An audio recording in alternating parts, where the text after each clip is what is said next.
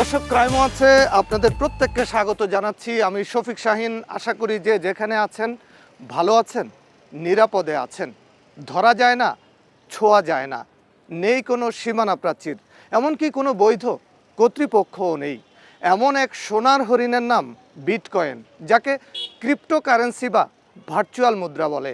বাস্তবে এর কোনো অস্তিত্ব না থাকলেও এটি ব্যবহৃত হচ্ছে মুক্তিপণ কিংবা চোরাচালান অথবা মানি লন্ডারিংয়ের কাজে। এমন অন্ধকার চোরাগলিতে প্রবেশের আগে আসুন দেখে নেই ক্রিপ্টোকারেন্সি বা বিটকয়েন কি এবং কিভাবে লেনদেন হয়।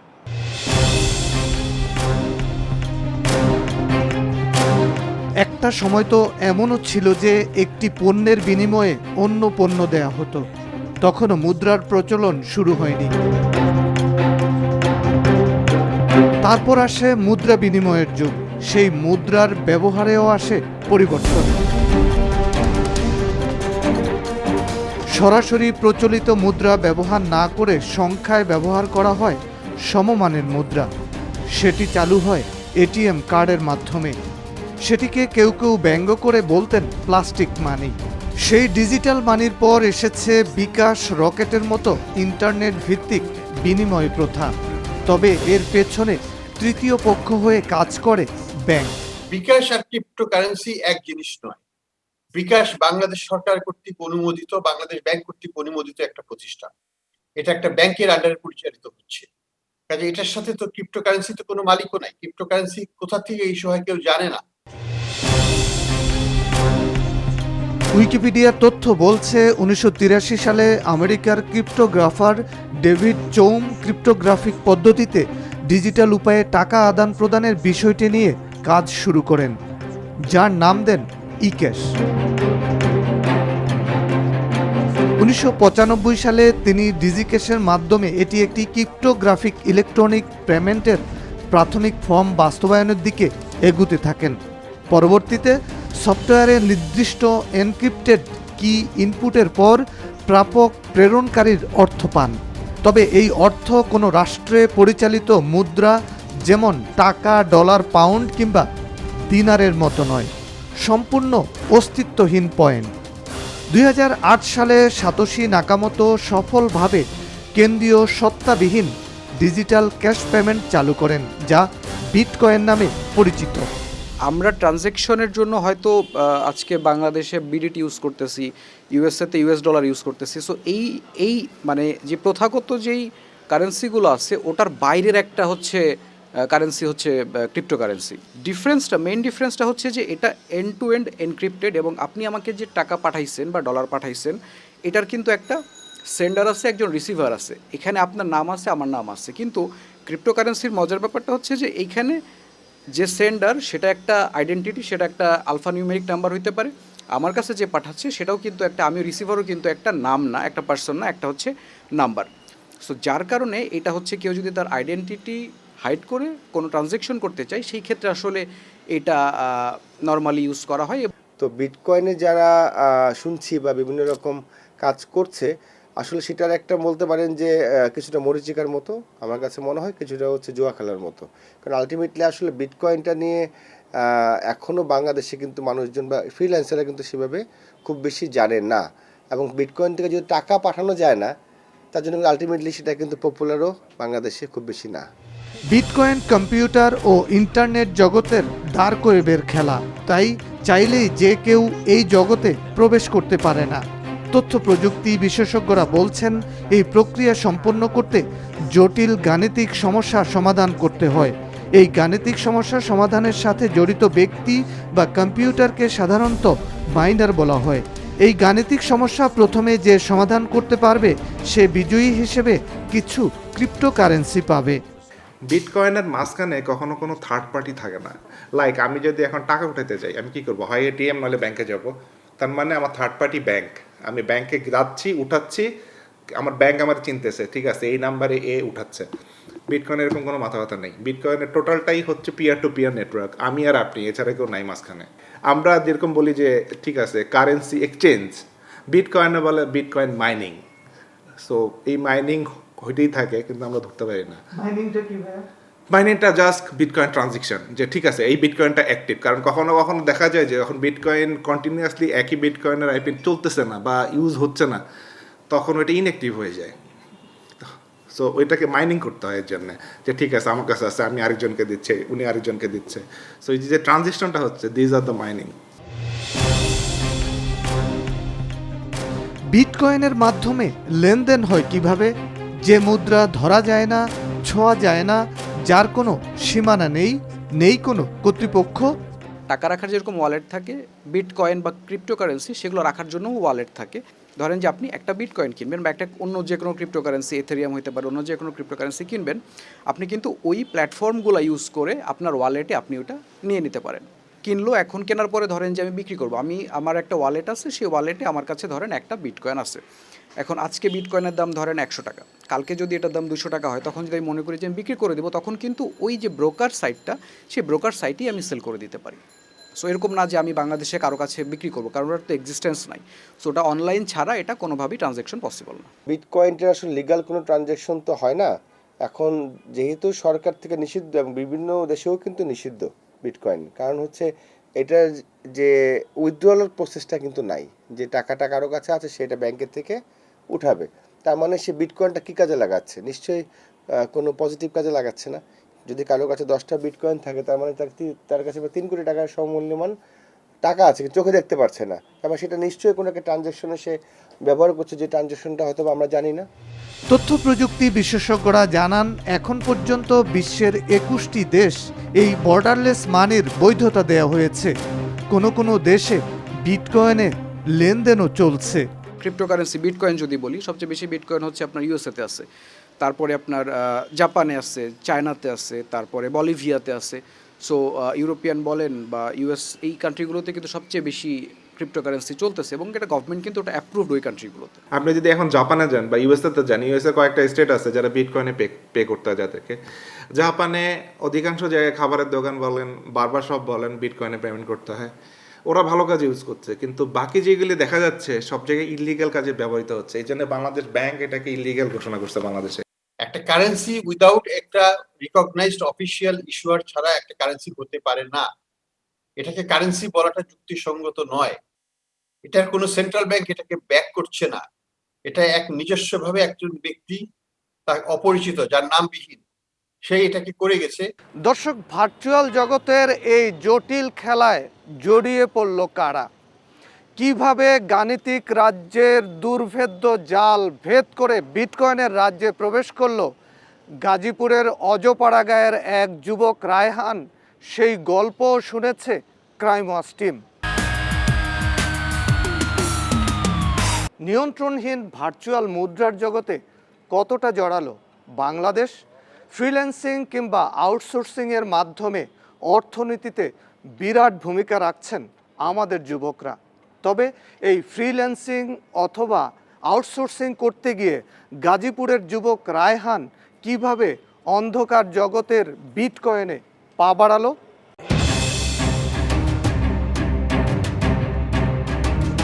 বিটকয়েনের আন্তর্জাতিক বাজারের তথ্য বলছে, একটি বিটকয়েনের বাংলাদেশি টাকার মূল্য 27,37,317 টাকা 27 পয়সা। গাজীপুরের শফিপুরের এক যুবক রায়হান, তার কাছে 150টি বিটকয়েন আছে এমন তথ্য ছড়িয়ে পড়ে আশপাশে। এমন খবরে যে কারো চক্ষু ছানা বড়া হওয়ার কথা। একটি নয়, দুটি নয়, 150টি বিটকয়েন। যদি তাই হয় তাহলে তো বড় ব্যাপার। কে এই যুবক রায়হান? রায়হানের খোঁজে ক্রাইম ওয়াচ টিম গাজীপুরের শফিপুরে পূর্বপাড়া মেঘু মার্কেটে। বছর কয়েক আগে এই মেঘু মার্কেটে রায়হানের ফ্লেক্সি লোডের দোকান ছিল। অনেক অভাব ছিল, আমরা বাড়িঘর শূন্য হচ্ছিলাম, ভাড়া থাকছিলাম কোনাবাড়ি। রায়হান যে কি করতো, এই জায়গায় একটা দোকান দিছিল, এই যে মেঘু মার্কেটে একটা দোকান দিছিল। ওই সময় উনি ফ্যাক্স লোড করতো।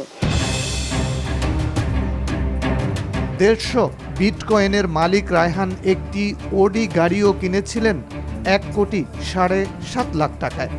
তবে যে পথ দিয়ে রায়হান ওই গাড়ি নিয়ে বাড়ি যাওয়ার কথা, সেই সরু আঁকাবাঁকা পথ পেরিয়ে আমরা পৌঁছাই পূর্বপাড়া আতর মিয়ার বাড়িতে।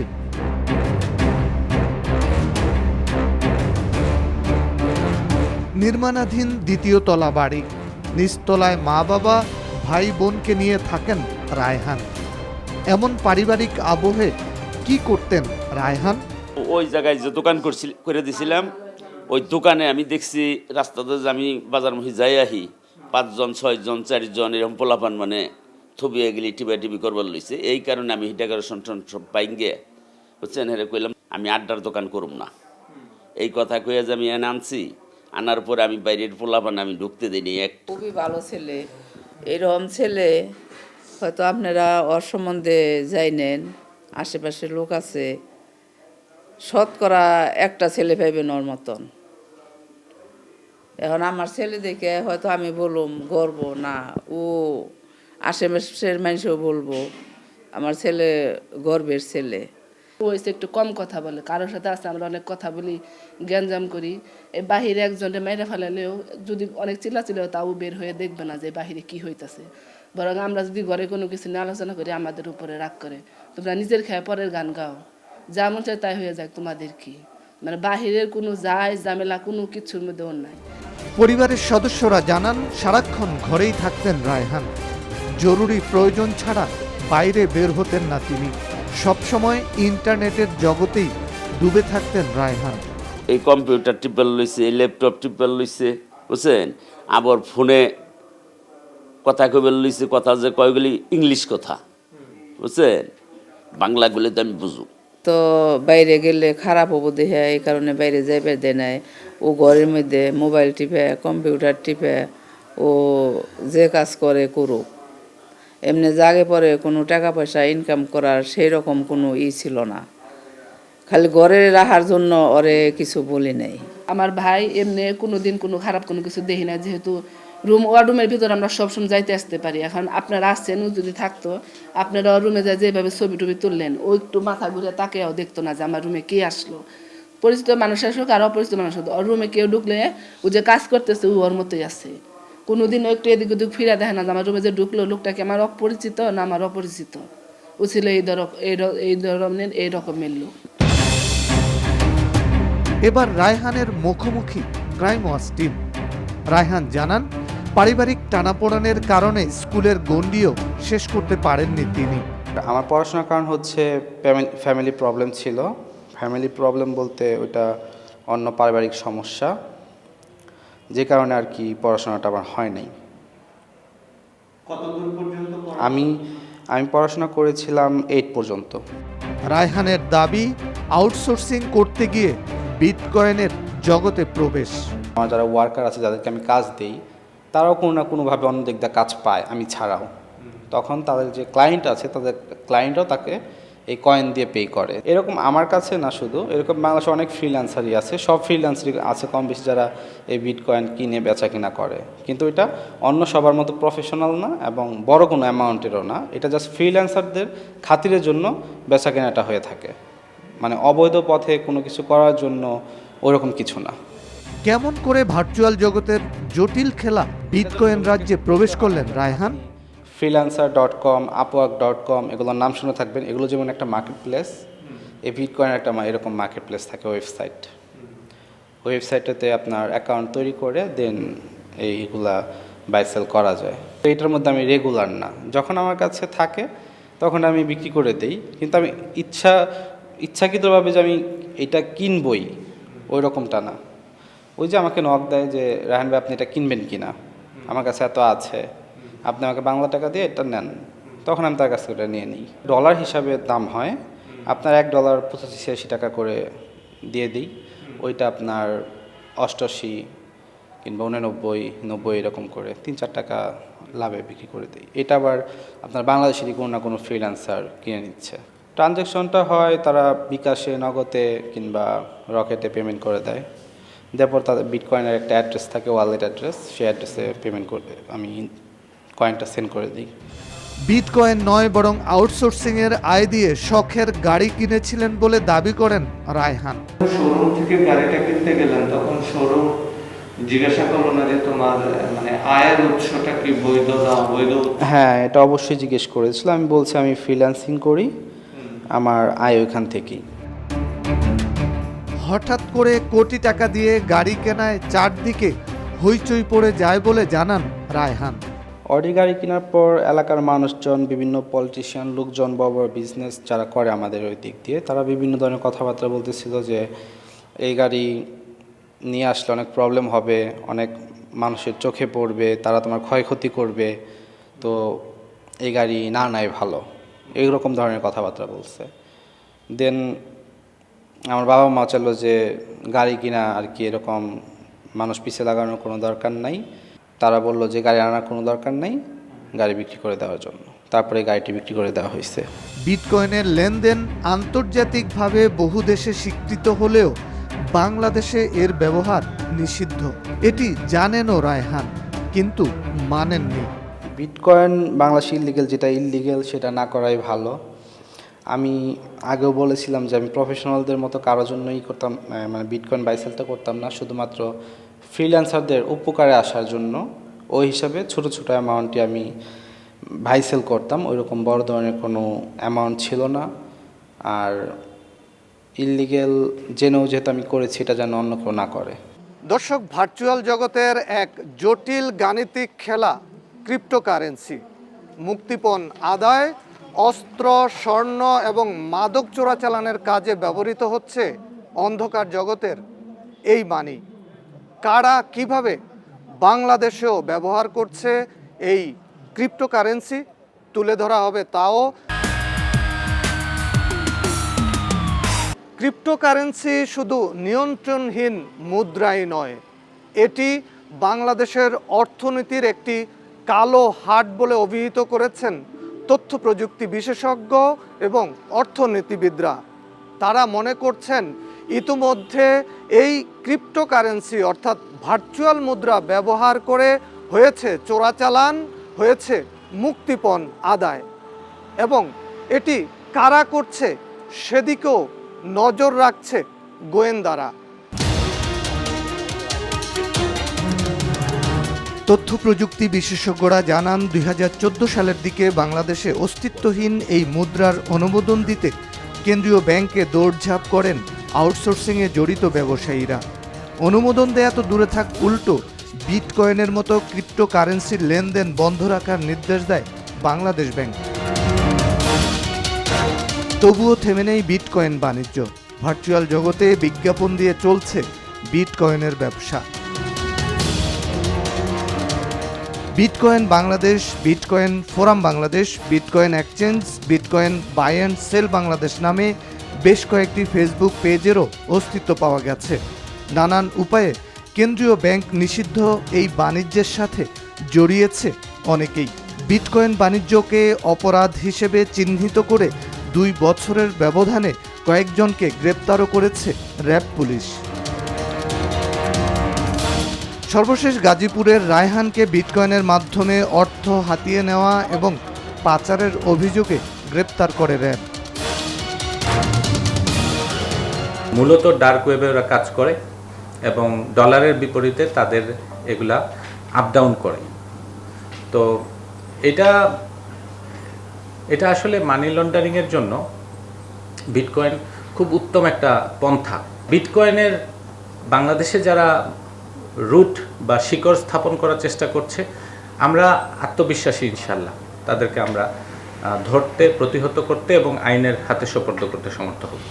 বিটকয়েন লেনদেনের জন্য অ্যাকাউন্ট খুলতে রায়হানের 19টি জাতীয় পরিচয়পত্রেরও অস্তিত্ব পেয়েছে র্যাব। 19টা ভুয়া জাতীয় পরিচয়পত্র, 22টি সিম কার্ড, নগদ কিছু US ডলার পাওয়া গেছে, কম্পিউটার পাওয়া গেছে কয়েকটি, মোবাইল ফোন পাওয়া গেছে 3টি। দেখা যায় তো পায়োনিয়ার একটা অ্যাকাউন্টে পেমেন্ট আসছে, পায়োনিয়ারটা হোল্ড করে রাখছে। এই জন্য আমার মাল্টিপল পায়োনিয়ার অ্যাকাউন্ট দরকার হয়ে থাকতো। শুধুমাত্র এই পায়োনিয়ার অ্যাকাউন্ট করার জন্যই আমি এই মানে ন্যাশনালি কার্ড ব্যবহার করেছি, অন্য কোনো কাজে না। তথ্য প্রযুক্তি বিশেষজ্ঞ ও অর্থনীতিবিদরা বলছেন ক্রিপ্টোকারেন্সির মতো ভার্চুয়াল মানির উপর কোনো নিয়ন্ত্রণ না থাকায় সুযোগ নিতে পারে অপরাধী চক্র। ধরেন আপনার কাছ থেকে আমি একটা জিনিস কিনছি অনলাইনে, আমি এই ট্রানজ্যাকশনটাতে আমার আইডেন্টিটিটা আমি হাইড করতে চাই, সেই ক্ষেত্রে আমাকে এটা হেল্প করতেছে। এখানে দেখাবে যে আপনার কাছে ট্রানজ্যাকশনে দেখাবে যে আমি আপনাকে এত বিটকয়েন দিয়ে একটা জিনিস কিনছি, কিন্তু এটা কিন্তু রিফ্লেক্ট করবে না যে কে সেন্ডার আর কে রিসিভার, এটা কিন্তু এখানে রিফ্লেক্ট হচ্ছে না। বাংলাদেশ থেকে আমার যেটা মনে হয় যে যারা আসলে স্পেশালি মানি লন্ডারিং করতে চায়, যাদের উদ্দেশ্যটাই অসৎ, তারাই শুধুমাত্র আমার বিশ্বাস যে এই ট্রানজ্যাকশনগুলো নর্মালি করে থাকে। আপনি না বুঝেই হয়তো বা বিটকয়েন পেমেন্ট নিচ্ছেন, কিন্তু হয়তো এখন সাময়িক লাভ পাচ্ছেন, কিন্তু সুদূর প্রসারী ভাবলে যে হঠাৎ করে দেখবেন যে আপনার বিটকয়েনের দাম পড়ে গেল, অথবা বিটকয়েনটা আপনারটা অ্যাকাউন্টটা বা ওয়ালেটটা আপনারটা ইনভ্যালিড হয়ে গেল, এটা কাজ করছে না, তখন তো আপনি বিপদে পড়বেন। সো যেটার কোনো মা বাপ নেই বা যারা কোনো গার্ডিয়ান্স নেই, যারা কোনো কন্ট্রোলিং অথরিটি নেই, সেখানে আপনি আপনার অ্যাকাউন্ট খুলে আপনি অবশ্যই একটা ঝুঁকির মধ্যে থাকবেন। ক্রিপ্টোকারেন্সির অবৈধ লেনদেন কারা করছে, কিভাবে হচ্ছে, সেই বিষয়েও গোয়েন্দা নজরদারি রাখছে তথ্য প্রযুক্তি ও যোগাযোগ মন্ত্রণালয়ের ডিজিটাল সিকিউরিটি এজেন্সি। এই এজেন্সির কম্পিউটার ইনসিডেন্স রেসপন্স টিম কোনো তথ্য পেলে তা জানিয়ে দেয় সরকারকে। বড় করে আসলো যে এই কোম্পানি এখন বাংলাদেশে টিকার জন্য কাজ করবে, বিটকয়েনের টার্গেট থাকবে সবসময় হ্যাকারদের যে ঠিক আছে আমরা এটাকে বন্ধ করে দিব বা এই ডেটাগুলো নিয়ে নিব। বিটকয়েনে যখন র্যানসমওয়্যার ইনফেক্ট করে তখন মেইন কাজটা করে আপনার যত ডেটা আছে সে এনক্রিপ্ট করে পাসওয়ার্ড দিয়ে রেখে দেয়, টাকা না দাও আমি তোমার পাসওয়ার্ড দিব না। বাংলাদেশ ব্যাংকে আমাদের একটা সেন্সর আছে, সো সেন্সরটা ওদের মেইন ডেটা যে নেটওয়ার্কটা আছে সেই নেটওয়ার্কে বসানো।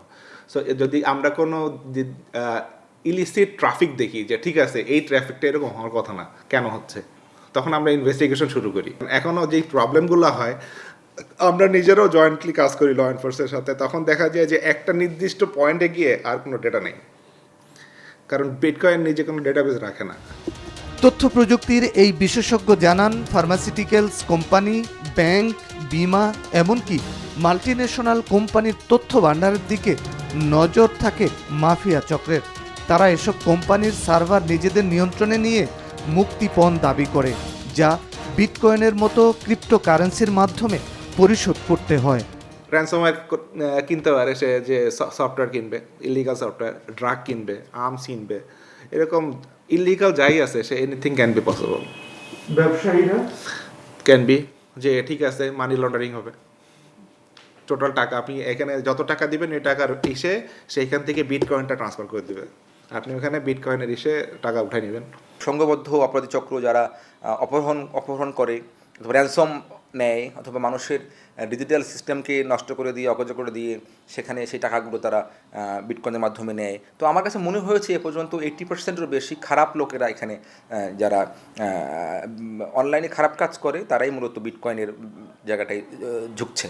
বিটকয়েন কিন্তু শুধুমাত্র পেমেন্টের মাধ্যম হিসেবে না, অন্য অনেক কাজে ব্যবহার হচ্ছে, যেটা আমাদের দেশের জন্য, দেশের সিকিউরিটির জন্য থ্রেট, দেশের অর্থনীতির জন্য থ্রেট বা বিভিন্নভাবে এটা থ্রেট ডেভেলপ করেছে। ড্রাগ ডিলার্স, এদের মধ্যে আছে আর্মস ডিলার্স, এদের মধ্যে আছে স্মাগলার্স, এদের মধ্যে আছে যারা অসৎ উপায়ে অর্জিত অর্থ, যারা ঘুষখোর বা যারা চাঁদাবাজি করে পয়সা করেছে ব্যাপকভাবে, তারা এই ধরনের কার্যকলাপে বিশ্বজোড়াই তারা এই ধরনের কার্যকলাপে লিপ্ত আছে ব্যাপকভাবে। তারা জানে যে তাদের টাকাটাকে হোয়াইট করার একটা উপায় হচ্ছে বিটকয়েন করে, বিটকয়েন বিক্রি করেছি সেই হিসাব দেখিয়ে সেটাকে সাদা করে দিতে পারে। এই অবস্থায় আরও শক্ত অবস্থানে কেন্দ্রীয় ব্যাংক। বাংলাদেশ ফাইন্যান্সিয়াল ইন্টেলিজেন্স ইউনিটের প্রধান টেলিফোনে ক্রাইম ওয়াচ টিমকে জানান, বিটকয়েনের মাধ্যমে অবৈধ লেনদেনের বিষয় নজরে এসেছে কেন্দ্রীয় ব্যাংকের। আমাদের এখানে এটা ব্যান করা আছে, তারপরেও কিছু কিছু রিপোর্ট পাওয়া যাচ্ছে যে হ্যাঁ এটা অ্যানোনিমিটি বজায় রেখে কিছু কিছু মানুষ এখানে এগুলো লেনদেনের সাথে জড়িয়ে পড়ছে, যেগুলো নাকি আমাদের ল এনফোর্সমেন্ট এজেন্সি এবং আরো যারা ফাইন্যান্স নিয়ে যারা কাজ করে তারা মানে চেষ্টা করে যাচ্ছে যে এটা নিয়ে রিসার্চ করছে যে এবং ফাইন্ডিংস গুলো বের করার জন্য। তিনি জানান, শুধু অবৈধ লেনদেন রোধই নয়, ক্রিপ্টোকারেন্সির মাধ্যমে কারা বিদেশে অর্থ পাচার করছে, চোরাকারবারি করেছে তাও খতিয়ে দেখা হচ্ছে। বাইরের ক্রিমিনালরা এসে এখানে এগুলো ইউজ করেছে কিংবা এরকম দু একটা ঘটনা আনাত হয়েছে এই পর্যন্ত। এগুলো নিয়ে কাজ হচ্ছে এখন পর্যন্ত, যেহেতু ওইভাবে কোনো কিছুই কংক্রিট এখনো পাওয়া যায়নি কিংবা এটা তদন্তের স্বার্থে কিংবা আরো ডিগ আউট করার স্বার্থে এগুলো জানানো হচ্ছে না। দর্শক, তথ্য প্রযুক্তি খাতে আউটসোর্সিং কিংবা ফ্রিল্যান্সিং এর মাধ্যমে লাখো যুবকের কর্মসংস্থান হচ্ছে। তারা আমাদের অর্থনীতিতে বিশেষ ভূমিকা রাখছেন। এরা আমাদের গর্বের ধন। তবে এর বাইরেও কেউ কেউ আছেন বুঝে কিংবা না বুঝে অথবা অতি লোভের আশায় মাফিয়াদের হাতিয়ারে পরিণত হচ্ছেন। তাই বলতেই হচ্ছে, আসুন কাছের মানুষটির দিকে নজর দেই, সতর্ক হই, সতর্ক রাখি। দর্শক, ক্রাইম ওয়াচের শেষ প্রান্তে আমরা আপনার আশপাশে ঘটে যাওয়া কিংবা ঘটতে পারে এমন কোনো অপরাধের তথ্য আমাদের জানান। আপনার পরিচয় গোপন রেখে আপনার দেখানো পথে হাজির হবে ক্রাইম ওয়াচ টিম। অপরাধীদের মুখোশ খুলব। আমাদের সাথে যোগাযোগের ঠিকানা প্রযোজক ক্রাইম ওয়াচ, এনটিভি, বিএসসিসি ভবন, 7ম তলা, 102 কাজী নজরুল ইসলাম এভিনিউ, কারওয়ান বাজার, ঢাকা 1215। আমাদের ইমেইল করতে পারেন crimewatch@ntvbd.com। ফেসবুকেও আমাদের পাবেন facebook.com/crimewatchntv এই ঠিকানায়। আর পুনরায় অনুষ্ঠানটি দেখতে ভিজিট করুন www.ntvbd.com। এনটিভির জনপ্রিয় সব অনুষ্ঠান ও খবরের আপডেট জানতে ভিজিট করুন আমাদের ইউটিউব ও ভেরিফাইড ফেসবুক পেজ।